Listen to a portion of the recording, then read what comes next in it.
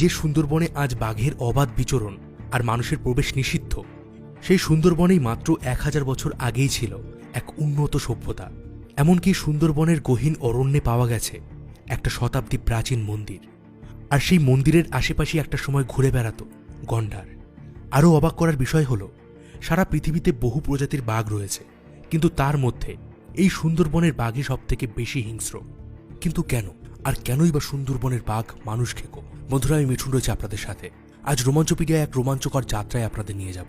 পৃথিবীর সবথেকে বড় ম্যানগ্রোভ অরণ্য এই সুন্দরবন কিভাবে সৃষ্টি হলো, কিভাবে এই জঙ্গলের জীবেরা রোজ দুবেলা জোয়ার ভাটার মধ্যে সংঘর্ষ করে বেঁচে থাকে, আর কবে কিভাবে মোগল সম্রাট আকবর এই সুন্দরবনে বসতি শুরু করেছিলেন, সবকিছু আপনাদেরকে জানাবো। আর হ্যাঁ, এই ভিডিওটা নিয়ে কিন্তু আমি প্রায় 15 দিন ধরে রিসার্চ করেছি, আর বেশ কিছু বইও পড়েছি, তারপরে সুন্দরবন ভিজিটও করেছি। তাই ভিডিওটা কিন্তু ভীষণই ইনফরমেটিভ হবে, তাই কোথাও স্কিপ না করে শেষ পর্যন্ত ভিডিওটা অবশ্যই দেখতে থাকুন। সুন্দরবনে প্রতিটা জীবকে বেঁচে থাকতে হয় সংঘর্ষ করে, তা সে মানুষ হোক বা বাঘ। এখানের জীবনের সবথেকে বড় বাধা হলো জোয়ার ভাটা। দিনে দুবার জোয়ার আর ভাটায় জলের স্তর কখনো বেড়ে যায় 15 থেকে 16 ফুট। ওই যে দূরে গাছগুলো আপনারা দেখতে পাচ্ছেন, ওখানে গাছের নিচের দিকে দেখুন কাদা শুকিয়ে সাদা হয়ে গেছে। ঠিক অতটা পরিমাণ জোয়ারের সময় জল উঠে যায়, আর ভাটার সময় কিন্তু জল একদমই নেমে যায়। এছাড়া আজ যে সময় জোয়ার হবে, পরের দিন তার 52 মিনিট পর জোয়ার হয়। তাই সুন্দরবনে যারা মাছ ধরতে যান বা মধু আনতে যান, তাদের ঘড়ি ধরে যেতে হয়, কারণ জঙ্গলের ভেতরে যে সরু খালগুলো রয়েছে তাতে ভাটার সময় একেবারেই জল থাকে না। তাই জোয়ার শুরুর সাথে সাথে তাদেরকে নৌকা নিয়ে যেতে হয় বনের ভেতরে, আবার ভাটা শুরু হওয়ার সাথে সাথেই তাদেরকে ফিরে আসতে হয়। তবে আশ্চর্যের বিষয় কি জানেন, সুন্দরবনের বন্য প্রাণীরা কিন্তু ঘড়ি দেখে না। প্রকৃতির এক অনবদ্য আশীর্বাদ আছে এই বন্য প্রাণীদের উপর। তারা জোয়ার ভাটার সময় আগে থেকে অনুমান করতে পারে, আর জোয়ারের সময় জলের স্তর যখন বেড়ে যায়, তখন এরা সবাই বনের আরো গভীরে চলে যায় কোনো উঁচু জায়গার খোঁজে। আর যখন ভাটা আসে, তখন তারা নদীর চরে চলে আসে খাবারের খোঁজে। তাই সুন্দরবনে ঘুরতে গিয়ে যদি বাঘ বা হরিণ দেখার চান্স থাকে, তবে সেটা ভাটার সময় বেশি থাকে। 26,000 বর্গ কিলোমিটার এই সুন্দরবনের মাত্র 1/3 আছে ভারতের কাছে, আর বাকি 2/3 আছে বাংলাদেশের দখলে। ভারতের সুন্দরবনের যে অংশ আছে তার আয়তন প্রায় 9,630 বর্গ কিলোমিটার। তবে এর মধ্যে যে সবটাই জঙ্গল তা কিন্তু নয়। এখানে মানুষের বসতি আর বন্যপ্রাণীদের থাকার জন্য বনের জায়গা ভাগ করা আছে। সেগুলোর ডিটেলস আমি ভিডিওতে আগে জানাবো। আর মাঝে মধ্যেই অনেকেই এটা নিয়ে ডিবেট করেন যে কোন দেশের সুন্দরবন বেশি আকর্ষণীয়, সেটাও আমি ভিডিওতে এক্সপ্লেন করে দেব। এই সুন্দরবনের প্রতিটা প্রাণী দারুণ সাঁতারু, কারণ বেঁচে থাকার জন্য খাবারের খোঁজে হরিণ হোক বা বানর, সবাইকেই এক দ্বীপ থেকে আরেক দ্বীপে যেতে হয়। আর সুন্দরবনের সব থেকে ভালো সাঁতারু হলো সুন্দরবনের বাঘ। তারা 3 থেকে 4 কিলোমিটার চওড়া নদী অনায়াসেই সাঁতরে পার করে দেয়। তবে এদের সাঁতারের ধরন অনেকটাই আলাদা। বাঘ প্রথমে নিজের লেজটাকে জলের মধ্যে ফেলে দেখে যে জলের স্রোত কোন দিকে যাচ্ছে আর তার গতি কেমন। এরপর সে ওপারের একটি পয়েন্টকে টার্গেট করে, আর তারপর শুরু হয় তার সাঁতার। যদি কোনো কারণে বাঘ তার সেই টার্গেট মিস করে, তো সে আবার মাঝপথ থেকে ফিরে আসে আর পুনরায় আবার সাঁতার শুরু করে। হ্যাঁ, সুন্দরবনের বাঘ যে কি ভয়ানক রকমের সাহসী এবং জেদি, এটা তার একটা বড় প্রমাণ। সুন্দরবনের বাঘের আরও বেশ কিছু ইন্টারেস্টিং ঘটনা আমি আপনাদেরকে বলবো, তবে তার আগে আপনাদেরকে এটা বলে দেই যে এই সুন্দরবন নামটা কিভাবে এলো। সুন্দরবন এই নামটার পেছনে অনেকগুলো কারণ আছে। সমুদ্রের পাশে এই বন হওয়ায় এটাকে একসময় সমুদ্র বন বলা হতো। অনেকে বলে থাকেন এই সমুদ্র বনটাই অপভ্রংশ হয়ে সুন্দরবন নামটা এসেছে। তবে সবথেকে বেশি প্রচলিত আরেকটা কারণ হলো এই বিশাল জঙ্গলে সুন্দরী গাছ পাওয়া যায়, আর সেই গাছের নাম থেকেই বনের নাম হয়েছে সুন্দরবন। এবার আমার মনে একটা প্রশ্ন এসেছিল যে হঠাৎ করে এই গাছটার নাম কেন সুন্দরী হলো। দেখতে তো গাছটা অতটা সুন্দর নয়। আসলে এই যে সুন্দরী গাছের কথা এখানে বলা হচ্ছে, এটার পাতাগুলোর এক পাশ সবুজ এবং আরেক পাশ সিলভার কালারের, আর যখন হাওয়া বইতে থাকে তখন এই পাতা দুলতে থাকে, আর সেই সুন্দর দৃশ্যের জন্যই এই গাছের নাম হয়েছে সুন্দরী গাছ। তবে শুধু কিন্তু পাতা নয়, এই গাছের কাঠও কিন্তু ভীষণই ভালো। যখন এই সুন্দরী কাঠ চেরাই করা হয়, তখন এর ন্যাচারাল কালার পালিশের রঙকেও হার মানিয়ে দেয়। তাই এই কাঠ ভীষণই মূল্যবান। এই তো গেল সৌন্দর্যের কথা। প্রাকৃতিক দিক থেকেও দেখতে গেলে এর কিন্তু ভীষণই গুরুত্ব আছে।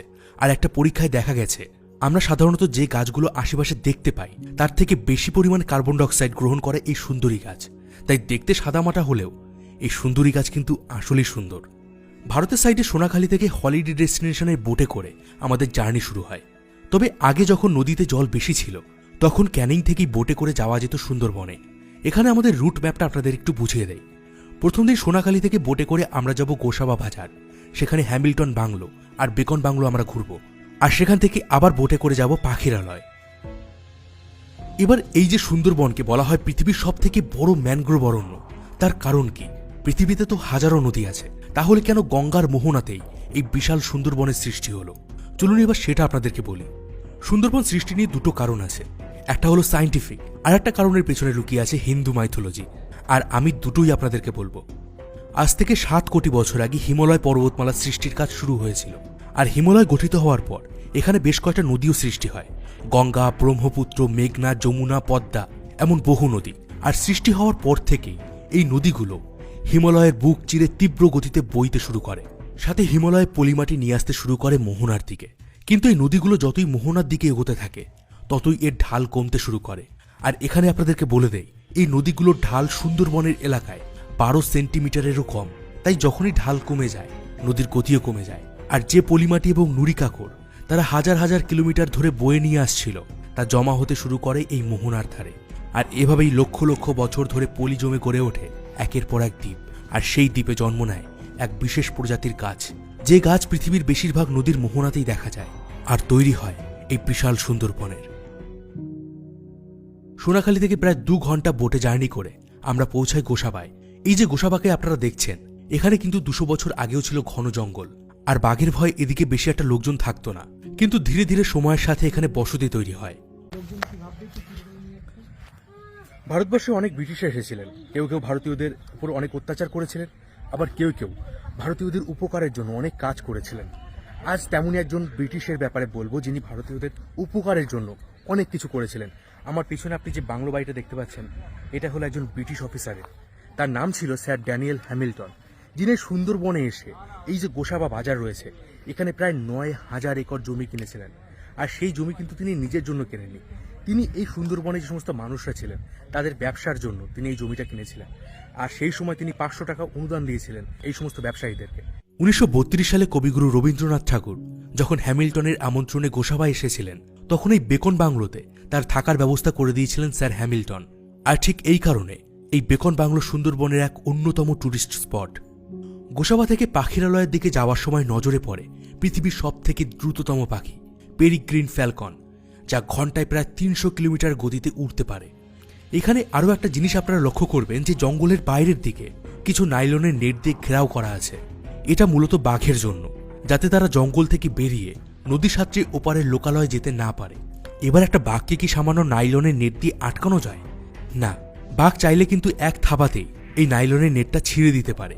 কিন্তু এটা বাঘের জন্য একটা সাইকোলজিক্যাল ব্যারিয়ারের মতো কাজ করে। তারা ভাবে যে এই নেটের কাছে গেলে তারা কোনো ফাঁদের মধ্যে আটকে পড়ে যাবে বা তাদের কোনো ক্ষতি হবে। তবে কিছু বাঘ কিন্তু মাঝে মধ্যেই এই নাইলনের জাল ছিঁড়ে ওপারের লোকালয়ে চলে যায়। সে সময় সেই বাঘটাকে ট্রাঙ্কুলাইজার দিয়ে বেহুশ করে কালো চাদরে ঢাকা খাঁচায় করে দূরে একটা দ্বীপে নিয়ে গিয়ে ছেড়ে দেওয়া হয়। আর সেই দ্বীপটার খুব কাছে আমি গিয়েছিলাম, যেখানে সবথেকে বেশি পরিমাণে মানুষকে খুব বাঘ আছে, সেটা আমি আপনাদেরকে ভিডিওতে দেখাবো। এবার একটু আগে আপনাদেরকে যে বললাম সুন্দরবন সৃষ্টির পেছনে হিন্দু মাইথোলজিতে খুব সুন্দর একটা ব্যাখ্যা আছে, চলুন এবার সেটা আপনাদেরকে বলি। বিষ্ণু পুরাণ মতে ভগবান রামের 13তম বংশধর ছিলেন রাজা সাগর।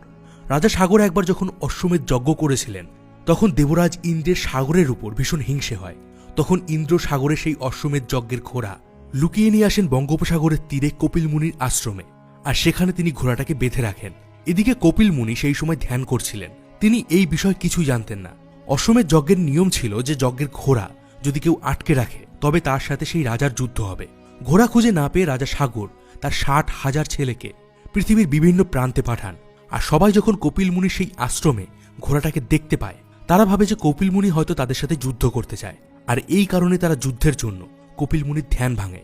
কিন্তু সবকিছু ঘটনার অজান্তে থাকা কপিল মুনি রেগে গিয়ে সেই 60,000 সন্তানকে ভস্ম করে দেন। সাথে এটাও অভিশাপ দেন যে যখন গঙ্গার জল এদের ভস্মে ঢালা হবে তখন সেই 60,000 সন্তানের মুক্তি হবে আর তারা স্বর্গে যাবে। আর হিন্দু পুরাণ মতে সেই সময় গঙ্গা নদী পৃথিবীতে বইত না, গঙ্গার স্থান ছিল স্বর্গে। পরবর্তীকালে রাজা সাগরের বংশধর ভগীরথ স্বর্গ থেকে গঙ্গাকে মাটিতে নিয়ে আসেন, কিন্তু দক্ষিণ 24 পরগনার হাতিঘর পর্যন্ত এসে তিনি কপিল মুনির আশ্রমের রাস্তা খুঁজে পাননি। সে সময় গঙ্গা নিজের প্রবাহকে অজস্র ভাগে ভাগ করে দেয় আর এই এলাকা দিয়ে বয়ে যায়। সেই 60,000 সন্তানের ভস্ম যখন গঙ্গার ছোঁয়া পায়, তখন সেই 60,000 সন্তানের মুক্তি হয় এবং তারা স্বর্গ লাভ করে। আর ঠিক এই কারণে প্রতি বছর হাজার হাজার মানুষ পুণ্যের আশায় গঙ্গা স্নানে আসেন সেই কপিল মুনির আশ্রমে।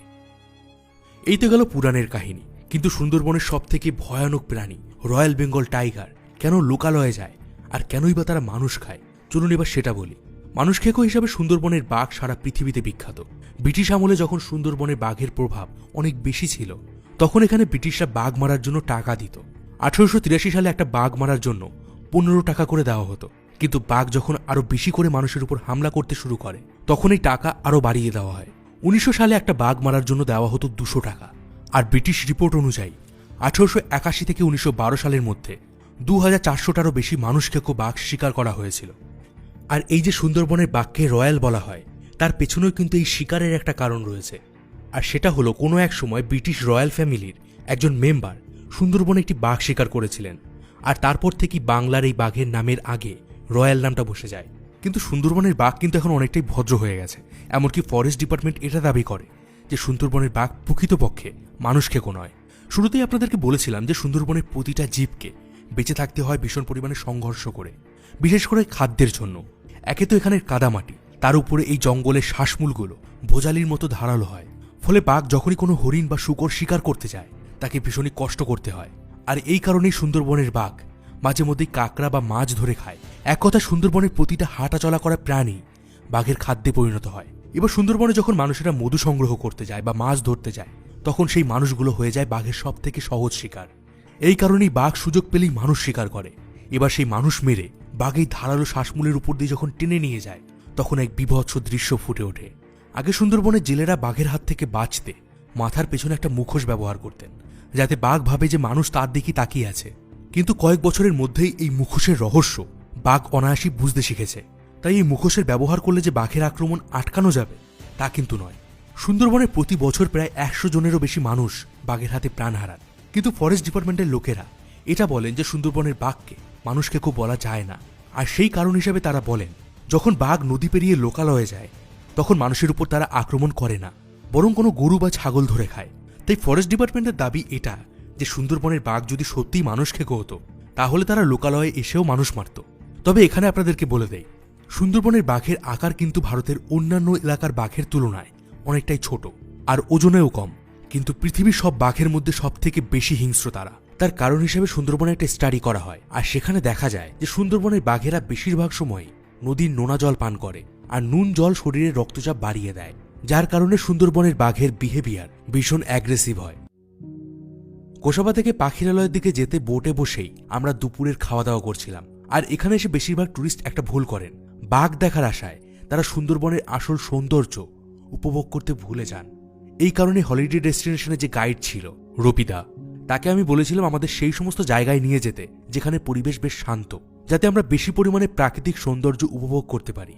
সুন্দরবনে বোটে করে ঘোরার সময় আপনি মাঝে মধ্যেই গাছে কিছু কাপড় বাঁধা দেখতে পাবেন। আমি আমাদের গাইড রবিদাকে জিজ্ঞাসা করে জানতে পারি, যখন জঙ্গলের ভিতরে কেউ মধু আনতে যায় বা মাছ ধরতে যায়, তখন তারা বনের পুজো করে জঙ্গলে প্রবেশ করে আর জঙ্গলের বাইরের দিকে এইরকম কিছু কাপড় বেঁধে দেন। কিন্তু জঙ্গলের ভেতরে যদি কোথাও কখনো মানুষ বাঘের আক্রমণে মারা যায় বা বাঘের আক্রমণের শিকার হন, তখন জঙ্গলের বাইরে সেই জায়গা বরাবর ওই দলে থাকা বাকিরা একটা লাল কাপড় বেঁধে দেন, এখানে আসা অন্যান্য মাঝি এবং মৌলিদেরকে সতর্ক করার জন্য।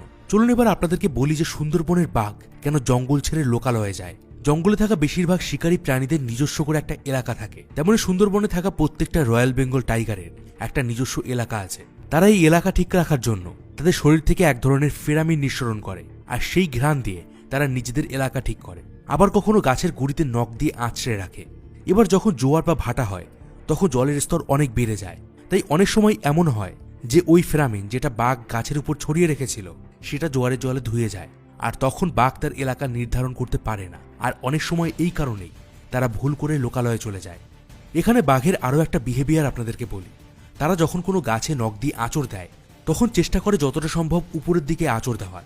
আর ওই এলাকায় যদি ওই বাঘের থেকেও অন্য কোনো শক্তিশালী বাঘ আসে তাহলে সে আগের আঁচড়ের আরও উপরে আঁচড় দেয়। আর এটা যখন আগের বাঘটা দেখতে পায় তখন সে বুঝতে পারে যে ওই এলাকায় তার থেকেও একটা শক্তিশালী বাঘ এসেছে, আর সে তখন ওই নতুন বাঘের সাথে যুদ্ধ এড়াতে ওই এলাকা থেকে চলে যায়। প্রথম দিন টানা 6 থেকে 7 ঘন্টা জার্নি করে আমরা আসি পাখিরালয়ে।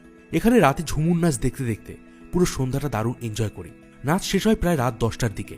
তখন আমার একটু কৌতূহল হয় এই যারা নাচ গান করছিলেন এদের সাথে কথা বলা। তখন কথা বলে জানতে পারি এরা সুন্দরবনের আরো দূরের দ্বীপ থেকে এসেছেন, আর এখান থেকে এই রাতে আরো প্রায় 2 ঘন্টা নৌকা করে বাড়ি ফিরবেন। আর এত দূর থেকে এসে তাদের প্রাপ্যও কিন্তু খুব বেশি হয় না। সুন্দরবনের জীবন এমনই কঠোর। কলকাতা শহরের মতো এখানে জীবিকার কোনো বেশি পথ নেই। পরদিন সকালে আবার আমরা বেরিয়ে পড়ি বোটে করে। সুন্দরবনের আর একটা সব থেকে কমন ট্যুরিস্ট স্পট হলো সজনেখালি ওয়াইল্ড লাইফ স্যাংচুরি। বাঘ, হরিণ, বুনো শূকর, গোসাপ, কুমির, কচ্ছপ, নানা ধরনের পাখি, এই সব মিলিয়ে সুন্দরবনে প্রায় 453টারও বেশি বন্যপ্রাণীর বাসস্থান আছে। এবারে সুন্দরবন সম্বন্ধে একটা ইনফরমেশন আপনাদের এমন দেব যেটা শুনলে আপনি লিটারেলি হতবাক হয়ে যাবেন। এই সুন্দরবনে একটা সময় গন্ডার পাওয়া যেত, আর ধারণা করা হয় যে প্রাচীনকালে সুন্দরবনের এই জঙ্গলের সাথে উত্তরবঙ্গের জঙ্গলের কানেকশন ছিল। কিন্তু ধীরে ধীরে যত মানুষের বসতি বেড়েছে কাটা পড়েছে সেই জঙ্গল, আর আজ মাত্র 26,000 বর্গ কিলোমিটারের মধ্যে সীমিত হয়ে পড়েছে এই সুন্দরবনের জঙ্গল। সজনেখালি থেকে আমরা বোটে করে যাত্রা শুরু করি নেতিধোপানির দিকে।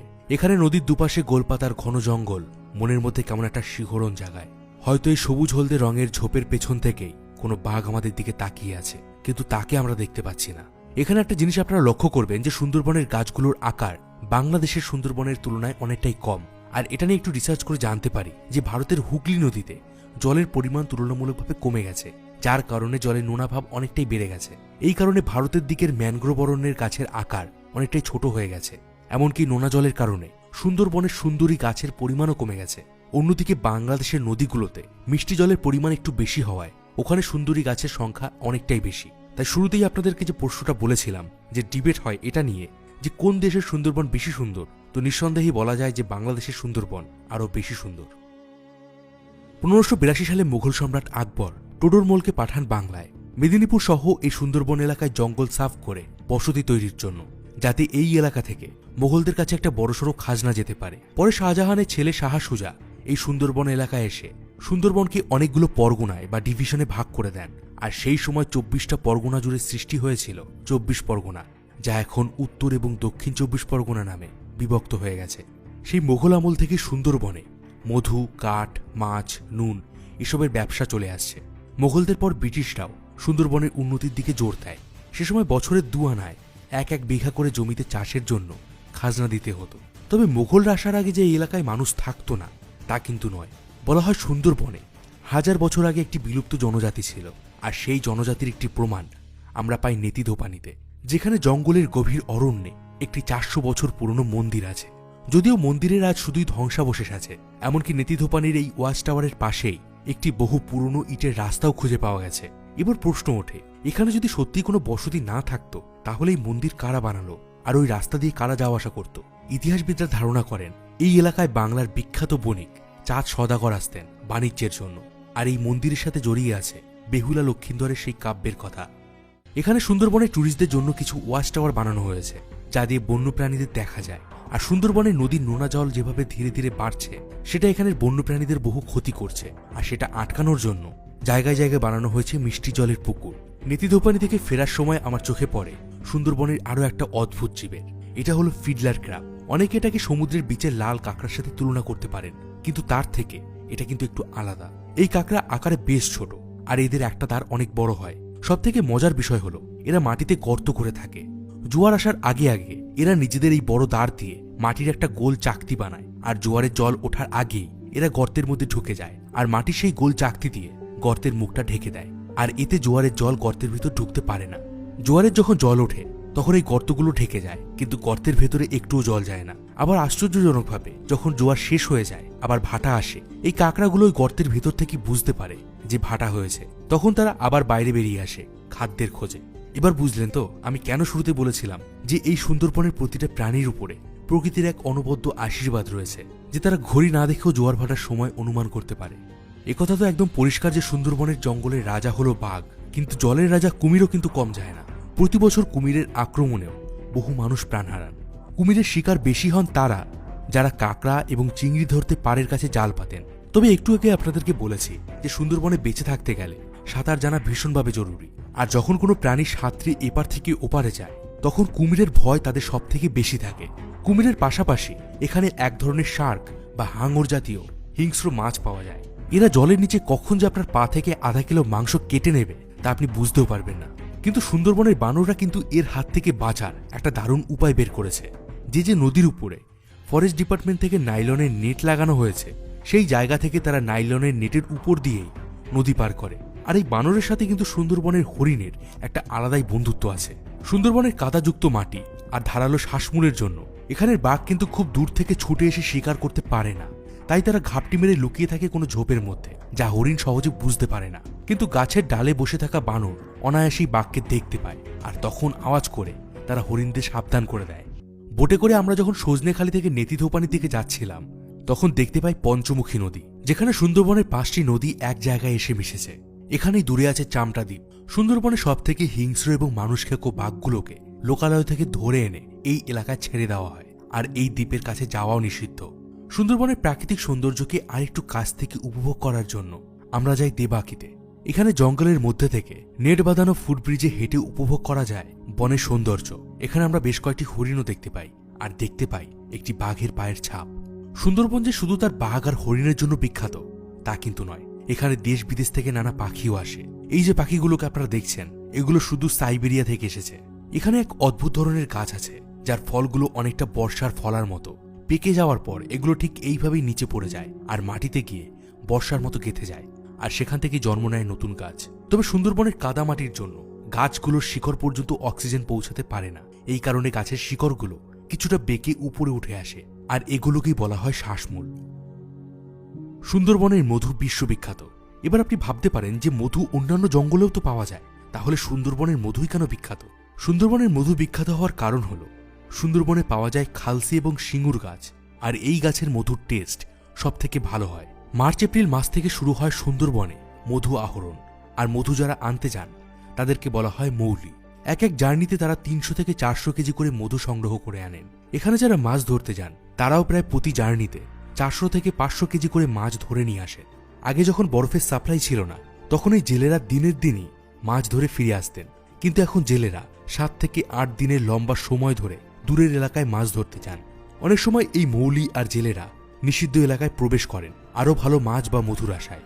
তখন ফরেস্ট ডিপার্টমেন্ট থেকে তাদের নৌকাগুলোকে বাজেয়াপ্ত করে নেওয়া হয়। এই পুরো দিনটা বোটে চড়ে যাত্রা করা, মাঝে মাঝে চা টিফিন খেতে খেতে গাইডের মুখে শুনছিলাম সুন্দরবনের সব রোমহর্ষক গল্প। আর সত্যি বলতে এটা একটা অনবদ্য অভিজ্ঞতা ছিল। সুন্দরবনের মোট 102টা দ্বীপ আছে, যার মধ্যে 54টা দ্বীপে মানুষ বসবাস করে, আর বাকি দ্বীপগুলো সুন্দরবনের কোর এরিয়ার মধ্যে পড়ে, যেখানে শুধুই বন্য প্রাণীদের বাসস্থান। 1973 সালে চোরা শিকারীদের হাত থেকে বাঘ বাঁচাতে প্রজেক্ট টাইগার শুরু হয় এবং সুন্দরবনকে টাইগার রিজার্ভ ঘোষণা করা হয়। সুন্দরবনের এত জীববৈচিত্র্য দেখে 1987 সালে ইউনেস্কো এটিকে ওয়ার্ল্ড হেরিটেজ সাইট ঘোষণা করে। তবে এত কিছুর পরেও বাঘের সংখ্যা কিন্তু কোনোভাবেই বাড়ানো সম্ভব হয়নি, কারণ 2004 সালের সেন্সাস অনুযায়ী এখানে বাঘের সংখ্যা ছিল 274টি। কিন্তু 2018 সালের সার্ভে অনুযায়ী ভারতের সুন্দরবনে বর্তমানে 100টি বাঘ আছে। আর এই বাঘের সার্ভে করার জন্য জঙ্গলে ক্যামেরার ব্যবহার করা হয়। প্রতিটা মানুষের আঙুলের ছাপ যেমন আলাদা হয়, তেমনি বাঘের গায়ে থাকা ডোরা কাটা দাগ আলাদা আলাদা হয়, আর সেই দাগ থেকেই বাঘের শনাক্তকরণ হয়। 100টি বাঘ ছাড়াও এখানে আছে প্রায় 30,000 হরিণ, আছে কোবরা, গোখরোর মতো বেশ কিছু বিষাক্ত সাপ। সুন্দরবনের আরও একটি আশ্চর্য দিক হল এখানের হিন্দু মুসলিম উভয়ই এক দেবীর পুজো করে, যার নাম বনবিবি। মাছ ধরতে বা মধু আনতে যাওয়ার আগে হিন্দু হোক বা মুসলিম সবাই এই দেবীর পুজো করে তবেই জঙ্গলে প্রবেশ করেন। বনবিবি সুন্দরবনের এক লৌকিক দেবী, যিনি বাঘের আক্রমণ থেকে সুন্দরবনের মানুষদের রক্ষা করেন। আর তার সাথে দক্ষিণারায় যুদ্ধ হয়েছিল, যে কিনা বাঘের ছদ্মবেশে সুন্দরবনে মধু আনতে যাওয়া এক ছোট ছেলে দুঃখীর উপর আক্রমণ করেছিল, আর দুঃখীকে তখন দক্ষিণারায়ের হাত থেকে বাঁচিয়েছিলেন বনবিবি। সুন্দরবনের 3য় দিনের জার্নিতে একটা ছোট্ট ইঞ্জিন নৌকায় করে আমরা যাই জঙ্গলের ভেতরে। তবে এটা কিন্তু সেই বাঘের জঙ্গল নয়, এটা হলো পাখির জঙ্গল। এই মুহূর্তে কিন্তু আমি সুন্দরবনের ভিতরে আছি, আর আপনারা দেখতে পাবেন এই যে শ্বাসমূলগুলো, এই শ্বাসমূলগুলো এখানে রয়েছে, এবং এগুলোর উপর দিয়ে হাঁটা কিন্তু বেশ কি বলবো কষ্টসাধ্য বিষয়। আর আরো বেশ কিছু শ্বাসমূল রয়েছে, সেগুলো কিন্তু খুবই ধারালো হয়, ভোজালির মতো হয়। তো আমি এখন এই ভিতরের দিকে যাচ্ছি। এখানে জঙ্গলের একটি জায়গায় কাদামাটিতে হেঁটে এক আলাদা অনুভূতি পেলাম, আর অনেকটা মিশে গিয়েছিলাম এখানে জেলে মাঝিদের জীবনের সাথে। আপনারা যদি সুন্দরবনে একটু আলাদা ধরনের ট্যুর করতে চান তো কন্ট্যাক্ট করতে পারেন হলিডে ডেস্টিনেশনের সাথে। ওনাদের কন্ট্যাক্ট নাম্বার ডেসক্রিপশন বক্সে দেওয়া আছে। এই সুন্দরবন যে শুধুমাত্র বন্য প্রাণীদের রক্ষা করে তা কিন্তু নয়, বঙ্গোপসাগর থেকে বাংলার দিকে ধেয়ে আসা সাইক্লোনগুলো থেকেও কলকাতা শহরকে বাঁচায় এই সুন্দরবন। সাথে লক্ষ লক্ষ মানুষের জীবিকা অর্জন করে দেয় এই গহীন অরণ্য। তবে ক্রমাগত বিশ্ব উষ্ণায়নের কারণে যতই মেরুর বরফ গলছে ততই সুন্দরবনে জলের স্তর বাড়ছে। সাথে প্রতি বছর হওয়া তীব্র সাইক্লোনে সুন্দরবনের ব্যাপক ক্ষতি হচ্ছে। এছাড়া হুগলি নদীতে জলের পরিমাণ কমে যাওয়ায় নদীতে একের পর এক চর তৈরি হচ্ছে, বেড়ে যাচ্ছে জলে লবণের পরিমাণ। অন্যদিকে মাছ ধরতে গিয়ে যে জাল পাতা হয় সেই জালের কারণে পাড়ের মাটি ধুয়ে যাচ্ছে, ইঞ্জিন নৌকা বা ট্রলার থেকে জলে মিশে যাচ্ছে তেল। আর এই সব কারণে যতই দিন যাচ্ছে সুন্দরবনের বন্যজীবন বিপদের মুখে পড়ছে। অবশেষে শুরু হয় আমাদের ফেরার পালা। আর যদি বলেন সুন্দরবন আমার কেমন লাগলো, তো আমি বলবো সুন্দরবন বনের রাজা। সুন্দরবন এক রোমহর্ষক অনুভূতি। সুন্দরবন ভয় এবং ভক্তির সমন্বয়। বন্ধুরা, আমি মিঠুন ছিলাম আপনাদের সাথে।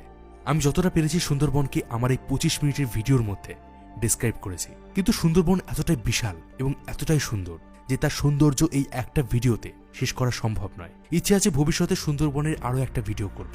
আর এই ভিডিওটা যদি আপনার ভালো লেগে থাকে আপনি আমাদের চ্যানেলকে সাপোর্ট করতে পারেন। এই ভিডিওর নিচে আপনি একটি স্টার বাটন দেখতে পাবেন। আপনি স্টার বাটনে ক্লিক করে আপনার ইচ্ছে মতো আপনি আমাদেরকে স্টার পাঠাতে পারেন, অথবা আপনি আমাদেরকে ইউপিআই এর মাধ্যমে ডোনেট করতে পারেন। এতে আমি ইন্সপায়ার হব আপনাদের জন্য এমনই আরও কিছু অসাধারণ ভিডিও তুলে আনার জন্য। আর হ্যাঁ, ভিডিওটি যদি ভালো লেগে থাকে তাহলে অবশ্যই লাইক করে দিন, বন্ধুদের সঙ্গে শেয়ার করে দিন। আর জীবনে অন্তত একবার সুন্দরবনে ঘুরে আসুন, কথা দিচ্ছি ভালো লাগবে।